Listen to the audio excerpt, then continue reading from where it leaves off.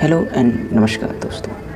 आज के इस वीडियो में हम बात करेंगे series and parallel combination of resistance के बारे में। आज हम डिराइव करेंगे सीरीज़ और पैरेलल कॉम्बिनेशन के फॉर्मूले जो क्लास 10th में भी हैं आपके और 12th में भी हैं। तो चलिए शुरू करते हैं।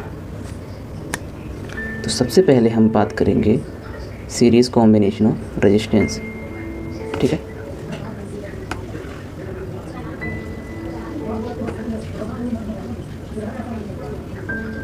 चलिए। सो फर्स्ट है हमारे पास सीरीज़ कॉम्बिनेशन ऑफ रेजिस्टेंस। ठीक है, तो सीरीज़ कॉम्बिनेशन में पहले हम कंसीडर करेंगे 3 रजिस्टर। ठीक है, सो यहाँ पे लिखेंगे consider a system of which 3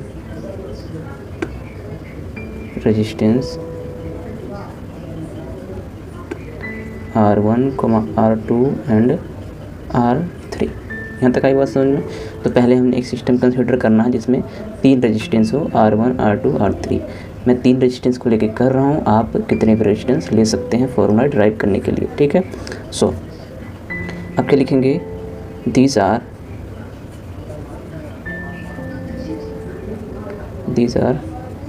connected in series, clear, with cell as shown below। देखो मैं फिगर बना रहा हूँ नीचे, उसको ध्यान से देखना। ठीक है, तो यहाँ पे 3 रेजिस्टेंस हमें कनेक्ट करने एक दूसरे से सीरीज़ में। क्लियर, ये लो भाई, एक रेजिस्टेंस बन गया। ठीक है, ये दूसरा बना देते हैं, ये लो दूसरा बन गया।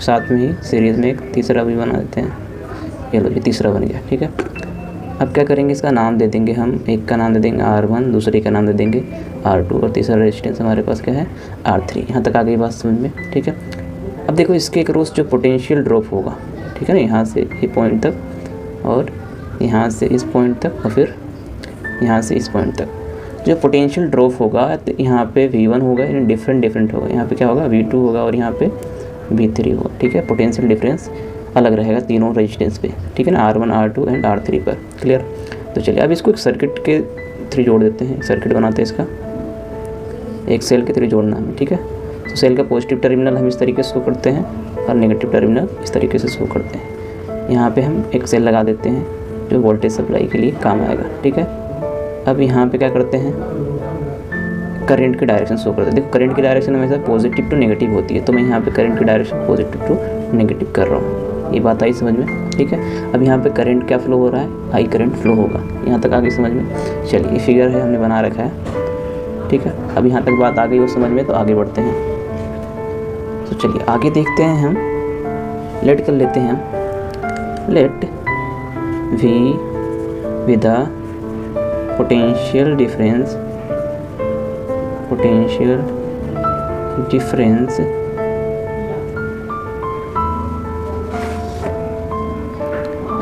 maintained by the cell across the combination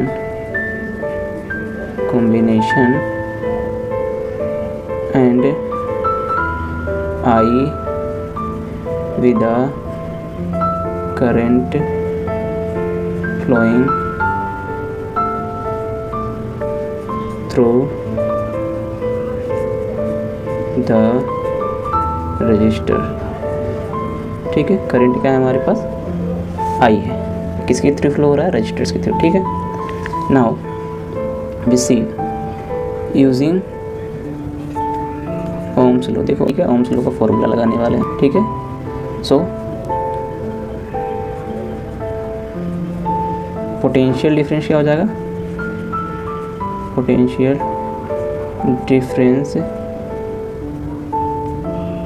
across each resistor हमें क्या मिल जाएगा, इस V1 is equal to I R1, V2 is equal to I R2 and V3 is equal to IR3। So हमने यहाँ पे पोटेंशियल डिफरेंस का formula इसलिए लगाया क्योंकि यहाँ पे पोटेंशियल डिफरेंस जो है डिफरेंट है हर एक रेजिस्टेंस पे, ठीक है।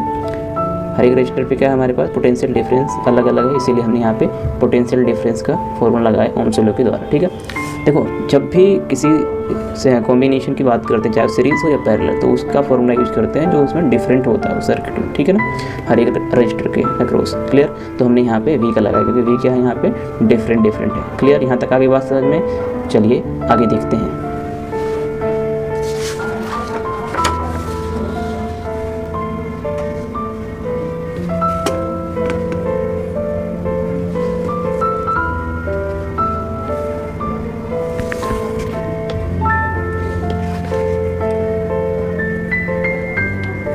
So now we will add all potential across the resistors। ठीक है। तो हम यहाँ पे क्या करेंगे, सभी पोटेंशियल्स को ऐड करेंगे अक्रॉस द रजिस्टर। क्लियर। तो एक कॉमन पोटेंशियल की बात करेंगे तो हमें वी दे रखा है, और सभी के अक्रॉस अगर देखा R1 R2 R3 के अक्रॉस क्या है V1 plus V2 plus V3। ठीक है। अब यहाँ पे हम क्या रख देंगे V1 and V2 and V3 की वैल्यू रख देंगे। ठीक है। सो दिस इम्प्लाइज दैट, अब इसकी वैल्यू रखेंगे तो क्या हो जाएगा IR सीरीज़ में, इसलिए हम यहाँ पे S लगा देंगे। दिस इज इक्वल टू, इसकी वैल्यू रखेंगे क्या हो जाएगा IR1। ठीक है। कि करंट सेम में है, करंट सबके लिए I सेम रहेगा। ठीक है। फिर इसके लिए करेंगे तो IR2। ठीक है। इसके लिए इसी तरीके से इसका भी करेंगे IR3। यहाँ तक आगे बात समझ में। So this implies that IRS, अब यहाँ से I कॉमन आ जाएगा इसमें से। ठीक है। सो I कॉमन ले लो, अंदर क्या बचेगा R1 plus R2 plus R3। So I से I कैंसिल हो जाएगा। ठीक है। This implies that RS is equal to R1 plus R2 plus R3। So ये हो गया हमारा सीरीज़ कॉम्बिनेशन का फॉर्मूला। ठीक है। सीरीज़ कॉम्बिनेशन का फॉर्मूला आ गया हमारे पास। ठीक है। अब इसको यूज़ करके आप कोई सभी क्वेश्चन सॉल्व कर सकते हैं। जैसे कि एक एग्जांपल ले लेते हैं, हम एक एग्जांपल के थ्रू समझ लेते हैं इस फॉर्मूले की यूज़ कैसे करना है। फॉर एग्जांपल ले रहे हैं, let R1 is equal to 2 ohm, R1 is equal to 2 ohm, R2 is equal to 3 ohm and R3 is equal to 4 ohm. So simply we will use this formula. Now RS is equal to sum of this resistance. ठीक है। और resistor 2 plus 3 plus 4, this is equal to 9 ohm. ठीक है। तो इस तरीके से हम फॉर्मूला को यूज़ करते हैं। ठीक है। तो ये वीडियो आपको अगर समझ में आ रही हो तो भाई वीडियो को लाइक करते रहें, चैनल पर नए हो तो चैनल को जल्दी सब्सक्राइब कर लो। अब हम नेक्स्ट बात करेंगे पैरेलल कॉम्बिनेशन ऑफ रजिस्टर्स। ठीक है। पैरेलल कॉम्बिनेशन ऑफ रजिस्टर्स की। तो चलिए देखते हैं पैरेलल कॉम्बिनेशन ऑफ रजिस्टर। और उससे पहले पैरेलल कॉम्बिनेशन रजिस्टर्स करने से पहले हम बात कर लेते हैं इसके डिसएडवांटेज की। ठीक है। तो मैं आपको डिसएडवांटेज बता देता हूँ, इसके डिसएडवांटेज क्या होते हैं। So let's see.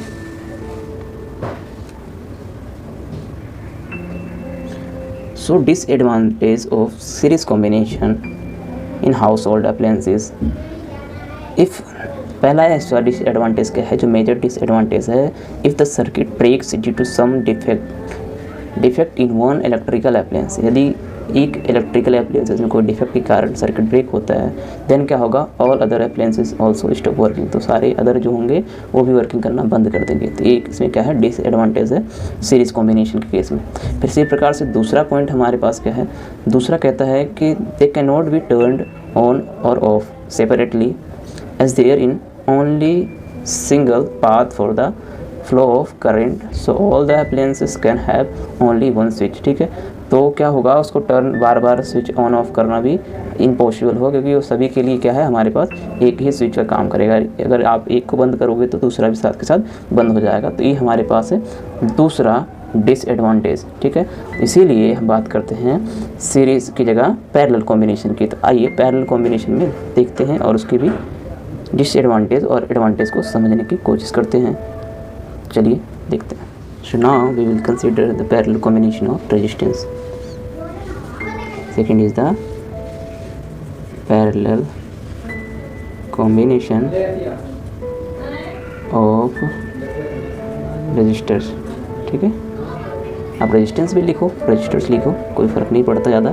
ठीक है, आगे चल के सारी चीज़ें क्लियर होंगी। अभी तक आप रेजिस्टेंस भी बोल सकते हो और रजिस्टर भी। ठीक है, चलिए अब क्या करते हैं, हमें पैरेलल कॉम्बिनेशन रजिस्टर्स को लगाने पैरेलल कॉम्बिनेशन में। तो पहला रजिस्टर बना लेता हूँ मैं R1। ठीक है, सो ये लिया R1 लिख दिया। ठीक है, इसी प्रकार से दूसरा जो बनेगा ये क्या बन जाएगा, R2 बन जाएगा। इसी प्रकार से तीसरा भी क्या बन जाएगा हमारे पास, रजिस्टर R3। यहाँ तक आगे बात समझ में।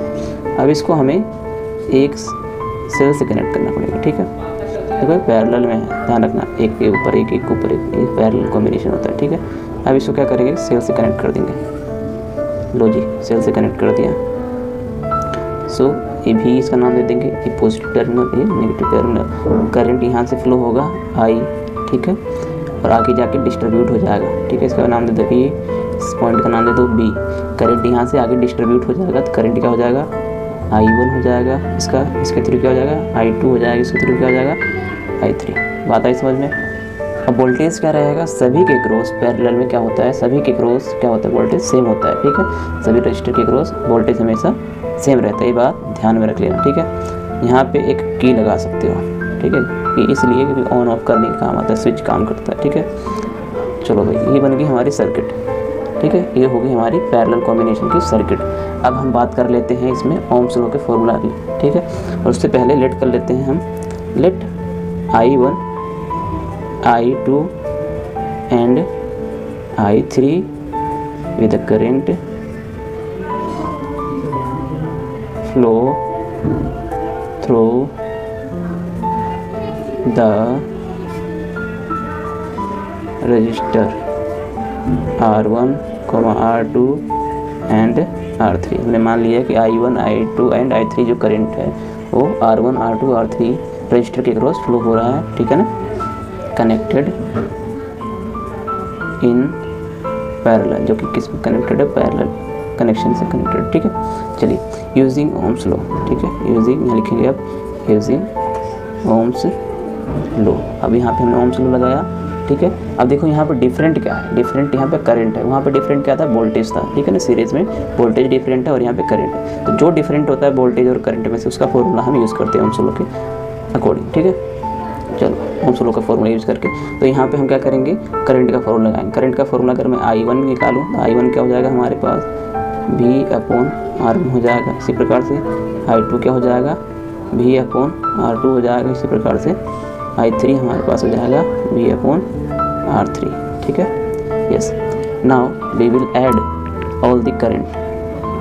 Now we will add all current. ठीक है, अब देखो जो कॉमन अगर मैं करंट की बात करूं, ठीक है, तो क्या होता है, I हो जाता है। यहाँ तक आगे बस समझ में। अभी पैरेलल का केस है, इसीलिए मैं I भी लिखूंगा। ठीक है, सो करंट का फॉर्मूला अगर मैं लिखना चाहूँ कॉमन, तो भी तो सब में कॉमन है। ठीक है, इसी प्रकार से R पैरेलल हो जाएगा। ठीक है, चलिए अब जो sum of all currents in parallel combination क्या हो जाएगा, इन सब का सम हो जाएगा। ठीक है, तो सम कर दो भाई, V/R1 plus V/R2 plus V/R3। ठीक है, अब क्या करेंगे, यहाँ से V कॉमन आ जाएगा। ठीक है, जब V कॉमन आ जाएगा, अंदर क्या बच जाएगा, यहाँ से V कॉमन लेना, अंदर क्या बच जाएगा, 1/R1 1/R2 प्लस 1/R3। अब V से V कैंसिल हो जाएगा, तो क्या हो जाएगा फाइनली हमारे पास 1/RP 1/R1 plus 1/R2 plus 1/R3। R3। ये आ गया हमारा फॉर्मूला, ठीक है, पैरेलल कॉम्बिनेशन ऑफ रजिस्टर्स का फॉर्मूला आ गया हमारे पास।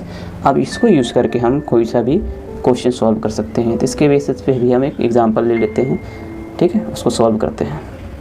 क्वेश्चन हमारे पास क्या है, let R1 is equal to 1, R2 is equal to 2 and R3 is equal to 1 in parallel, ठीक है ना, कनेक्शन। ये पैरेलल कनेक्शन है इसका, ठीक है। अब हमें क्या निकालना है, RP निकालना है, ठीक है। सो यहाँ पे फॉर्मूला यूज करेंगे, therefore 1/RP is equal to sum of this 1/1 plus 1/2 plus 1/1। So इसका 1 तो 1 रह जाएगा, ठीक है। तो फाइनली क्या हो जाएगा, 1/RP, ठीक है, इज इक्वल टू, ये 2 हो जाएगा टोटल मिला के 1 2 प्लस 1/2, उसका एलसीएम करेंगे तो कितना हो जाएगा, 4 प्लस 1/2, तो क्या हो जाएगा फाइनली 5/2, ठीक है। अब देखो क्या करेंगे, आप क्रॉस मल्टीप्लाई कर देंगे, ठीक है। आप क्या करेंगे, क्रॉस मल्टीप्लाई कर देंगे। सो ये क्या हो जाएगा फाइनली, RP जो हो जाएगा हमारे पास, क्रॉस मल्टीप्लाई करेंगे तो उल्टा हो जाएगा, 2/5 हो जाएगा, ठीक है। तो ये हो गया हमारा आंसर, ठीक है। ये हो गया हमारा आंसर, है ओम में आ जाएगा, क्लियर। तो ये होगा total resistance across all register, ठीक है, इन पैरेलल कॉम्बिनेशन, ध्यान रखना, ठीक है। चलिए आगे हम बात कर लेते हैं इसके एडवांटेज और डिसएडवांटेज की। सो इसका जो एडवांटेज है आप समझ सकते हो कि यदि आप कोई भी अप्लायंसेस 2-3 ऐड है आपके, ठीक है ना, तो यदि एक फूकता है, मान लो ए क्या है, जल गया, तो ये दोनों में क्या है, सप्लाई कंटिन्यूसली रहेगी, ठीक है ना। ये दोनों में क्या है, कंटिन्यूसली सप्लाई रहेगी, इसमें क्या होगा, नहीं आएगा, ठीक है। उसके अपोजिट, ठीक है, जो सीरीज़ में था कि सभी में कट ऑफ हो जाता था, लेकिन इसमें क्या है, एक दो में सप्लाई चलता रहेगा, ठीक है ना। एक फूकेगा तो एक में बंद होगा ओनली सप्लाई, ठीक है। इसी प्रकार से यदि हम बात करते हैं स्विच की, तो भाई अगर आप एक की मान लो बंद कर देते हो सप्लाई, दूसरी तीसरी, ठीक है, इनको सेपरेटली बंद कर सकते हो, अगर इनके स्विच दे सकते हो आप, ठीक है। मान लो यहाँ पे एक की लगा सकते हो आप, यहाँ लगा सकते हो, यहाँ लगा सकते हो, ठीक है। तो आप इसको अलग अलग जो है की दे सकते हो, क्लियर, स्विच ऑफ करने के लिए और ऑन करने के लिए। तो ये थे इसकी एडवांटेज, ठीक है, और उसके थे डिसएडवांटेज। तो आज के इस वीडियो में बस इतना ही। अगले वीडियो में हम मिलेंगे किसी नए टॉपिक के साथ, तब तक के लिए नमस्कार।